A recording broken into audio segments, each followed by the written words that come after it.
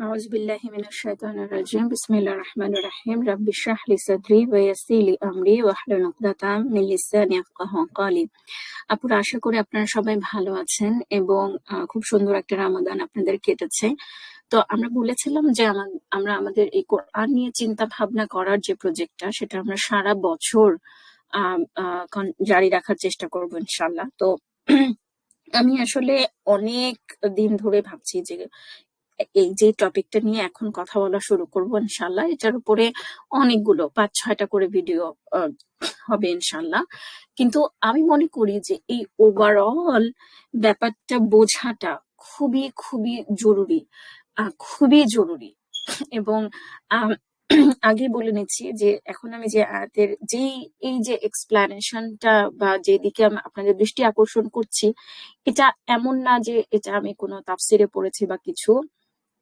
এটা হচ্ছে আমার নিজস্ব চিন্তা ভাবনা এবং ইনশাল্লাহ এই চিন্তা ভাবনাটাতে কোনো ভুল নাই, ঠিক আছে। তারপরও আমার সিনসিয়ার অনুরোধ থাকবে যে আপনাদের যদি কোনো কিছু মনে হয়, তাহলে কোনো খটকা লাগে বা কোনো প্রশ্ন জাগে মনে, তাহলে অবশ্যই আমাকে কমেন্টে জানাবেন। আশা করি আপনারা জানেন যে আমি গঠনমূলক সমালোচনার ব্যাপারে খুবই খুবই ওপেন। তো আজকে আমি আসলে কথা বলতে চাই আপনাদের সাথে উসিলার কনসেপ্টটা নিয়ে। উসিলার কনসেপ্টটা কি? সেটা হচ্ছে যে এই যে এখানে আমি এই কনসেপ্টটা আমি পাই, আমি এই কনসেপ্টটার কথা আমার মাথায় এসেছে হচ্ছে সূরা ইয়াসিনের 47 নাম্বার আয়াত, 47 নাম্বার আয়াত থেকে। এবং এখানে আপনারা হয়তোবা আয়াতটা দেখতে পাচ্ছেন যে এখানে বলা হচ্ছে যে আউযু বিল্লাহি মিনাশ শাইতানির রাজিম ওয়া ইযা কিলা লাহুম আনফিকু মিম্মা রাযাকাকুমুল্লাহু।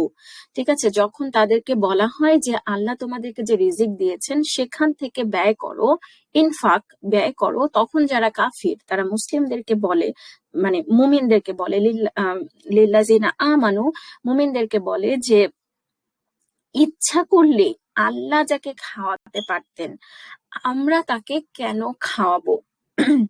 মানে এখানে যখন আসলে গরিব দুঃখীদেরকে বা ফকির মিসকিন বা যারা সমাজে দুর্দশাগ্রস্ত অবস্থার মধ্যে আছে তাদের পেছনে যখন ব্যয় করার কথা বলা হচ্ছে, তখন বলছে যে আল্লাহই তো চাইলে ওদেরকে খাওয়াতে পারেন, আমাকে কেন করতে হবে।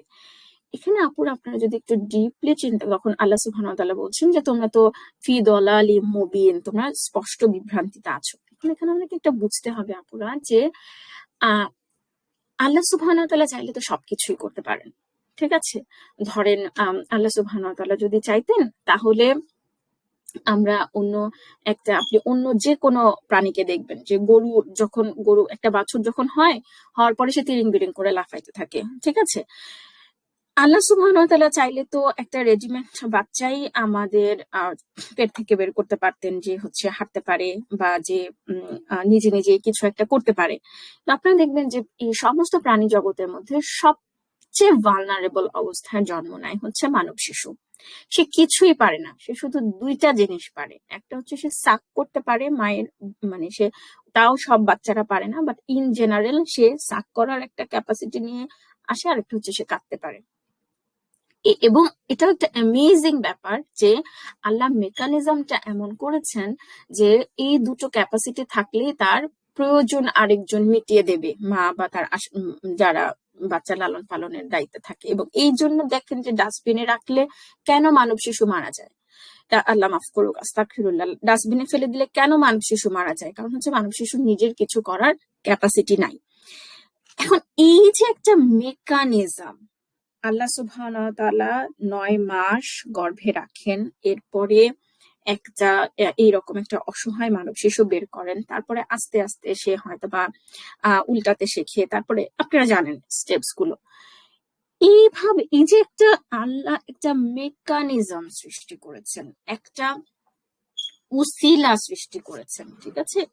এই জিনিসটা আমাদের বোঝাটা, এই দুনিয়াটাকে বোঝার জন্য, এই পরকালের কনসেপ্ট বোঝার জন্য, হোলিস্টিক ভাবে লাইফকে দেখার জন্য এই ওসিলার কনসেপ্টটা বোঝা খুবই জরুরি। আর ইয়েস, আল্লাহ সুবহানাহু ওয়া তাআলা চাইলে সবাইকে একই ধর্মের করে বানাতে পারতেন। এটা আপনারা দেখবেন কোরআনে একাধিক জায়গায় আছে। আল্লাহ সুবহানাহু ওয়া তাআলা চাইলে সবাইকে একই পরিমাণ ওয়েলথ দিয়ে দুনিয়াতে পাঠাতে পারতেন। কিন্তু আল্লাহ সুবহানাহু ওয়া তাআলা chose to have a mechanism. সেই মেকানিজমটা কি? সেই মেকানিজমটা হচ্ছে, যেটার কথা বেসিক্যালি আমি এখানে যেতে পারছি না, আমি আপনাদেরকে রিকোয়েস্ট করব সূরা জুখরফ হচ্ছে 43 নম্বর সূরা, সেটার 32 নাম্বার আয়াতটা গিয়ে একটু পড়বেন, যেখানে আল্লাহ সুবহানাহু ওয়া তাআলা বলছেন যে মানে তোমরা কি আল্লাহ রহমত ডিস্ট্রিবিউট করো।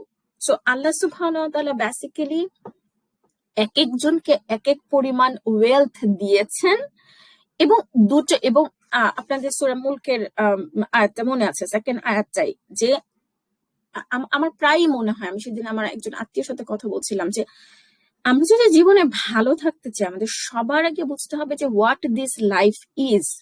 সো এই লাইফটা হচ্ছে পরীক্ষা। সো কাউকে বেশি দিয়ে পরীক্ষা, কাউকে কম দিয়ে পরীক্ষা। সেই কথাটা আল্লাহ সুবহানাহু ওয়া তাআলা সূরা আয-যুখরফে বলছেন যে তোমাদেরকে একজনকে আরেকজনের উপরে মর্যাদায় উন্নীত করেছি। সো মানে and what is the objective হচ্ছে টু টেস্ট। সো আল্লাহ সুবহানাহু ওয়া তাআলা মেকানিজমটা বানিয়েছেন যে কাউকে সম্পত্তি বেশি দিবেন, অথবা কাউকে অন্য কোনো ক্যাপাসিটি দিবেন। এক কমপ্লিমেন্টারি করেছেন, মানুষের রোলটা কমপ্লিমেন্টারি করেছেন, যে বিভিন্ন সো গরিব যে মানুষটা, তাকে যখন আমি আমার যাকাত দিচ্ছি, তখন কিন্তু তাকে আমি খাওয়াচ্ছি না, তাকে আল্লাহ সুবহানাহু ওয়া তাআলাই খাওয়াচ্ছেন।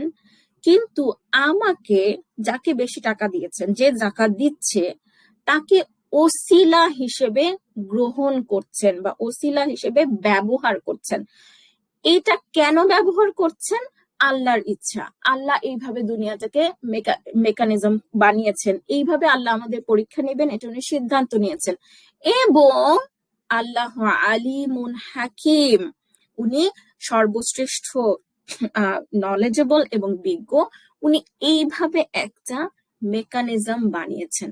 সো এই মেকানিজমটা বোঝাটা, যেটার দিকে ইঙ্গিত করা হচ্ছে সূরা ইয়াসিনে এবং সূরা যুখরফে, দুটো একসাথে যদি আমরা একটা পড়ি, এবং কাফেররা হচ্ছে এই মেকানিজমটা বোঝে না। তারা মনে করছে যে আমি যখন আমার যাকাত দিচ্ছি, আমি মনে হয় খাওয়াচ্ছি গরিব মানুষটাকে।